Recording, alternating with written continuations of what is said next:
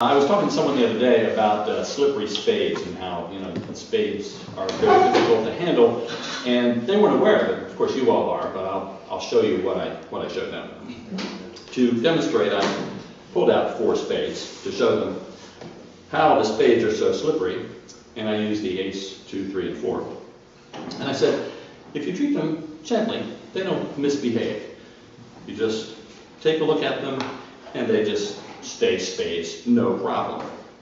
But if you treat them harshly, like you snap your fingers at them, that single snap causes the ace of spades to misbehave and turn over.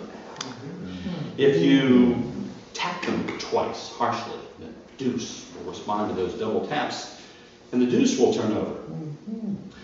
If you take that turned over deuce and you crinkle it 3 times, 3 crinkles, and the deuce turns into a turned over 3 of spades. Now the 4 is the really tricky one. The 4 wants things to happen in 3 dimensions. So if you give 4 3-dimensional half turns, 1, 2, 3, 4, then the 4 will turn over also. But in doing so, the 4 transforms itself into the 4 of hearts. Very simple.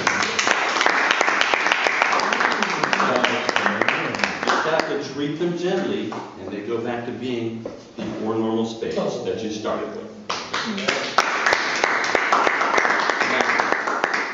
Now, this trick was shown to me 30 years ago in Phil Thomas's Magic Mark by Richard Durant. And he said, hey, have you ever seen this one? You take these 4 cards, you turn them, just, hey, look, the ace turns over. Do it again, the deuce turns over. Now the 3's turned over, now the 4's turns over, and look at that. I thought, hey, that's pretty cool. And I went around doing that trick for a while. Forgot about it for years. So recently I tried to rediscover it, and I got in touch with Richard through his wife, Marilyn Durant, who was the first president of this club. And Marilyn said, I taught Richard that trick. So it's got a lot of history relative to this club, Marilyn to Richard to me, but she said, I can't remember how it was done either. So she and I both fooled with it. We couldn't figure out how to make it work. I'd start with 4 cards, I'd go through, it doesn't work. And she said, I give up, I don't know how to do it, so I spent an evening fooling around with it, trying to come up with a way to make the darn cards turn over in the right order.